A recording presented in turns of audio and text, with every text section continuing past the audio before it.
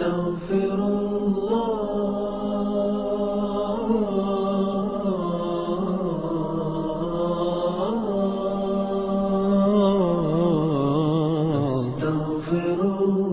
شرفة يتنفس منها القلب كلما حاصرته الهموم وخنقت أنفاسه.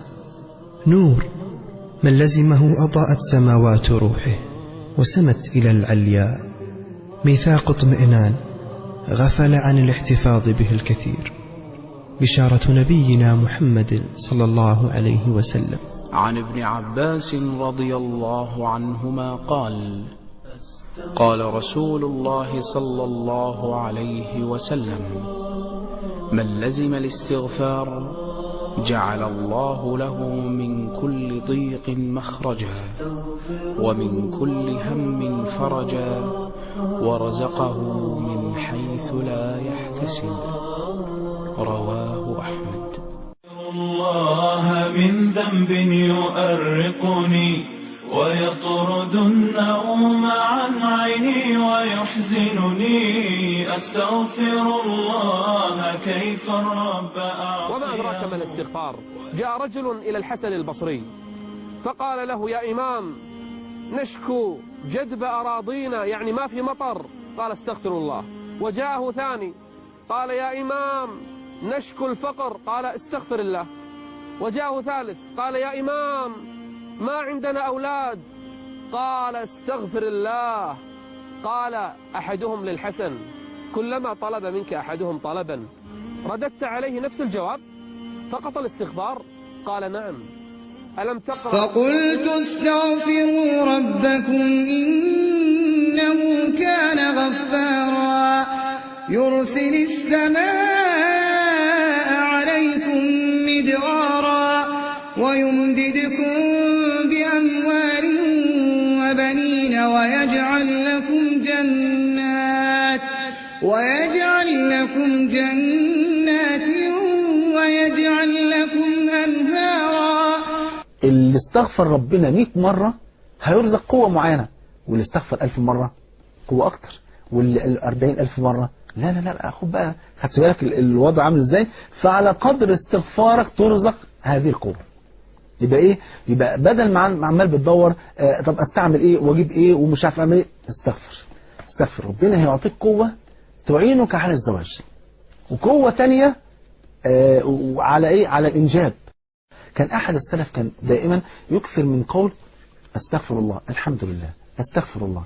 فواحد قال له: ألا تحسن غير ذلك؟ قال: بلى، أحسن كثيرا من الذكر، ولكن العبد ما بين شيئين، ما بين نعمة تستوجب الحمد وما بين ذنب يستوجب الاستغفار، فأنا أحمد الله على نعمي وأستغفر الله من ذنوبي. استغفروا وتغافروا بل سبحوه واشكروه. استغفروا وتغافروا بل سبحوه واشكروه. سترون أرزقا ترى مثل السماء إذ تمطروا.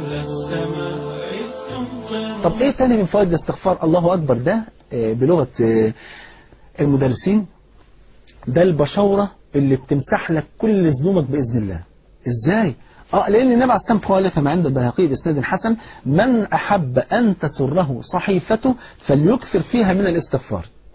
من الاستغفار، أي نعم، كتر الاستغفار. الصحيفة بتاعتك مليانة ذنوب، الاستغفار يمسح الذنوب، يمسح.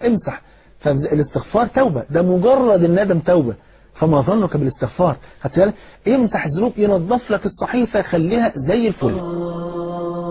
يا ابن آدم إنك ما دعوتني ورجوتني غفرت لك على ما كان فيك ولا أبالي. يا ابن آدم لو بلغت ذنوبك عنان السماء ثم استغفرتني غفرت لك ولا أبالي. يا ابن آدم إنك لو أتيتني بقراب الأرض خطايا ثم لقيتني لا تشرك بي شيئا لأتيتك بقرابها مغفرة. أستغفر الله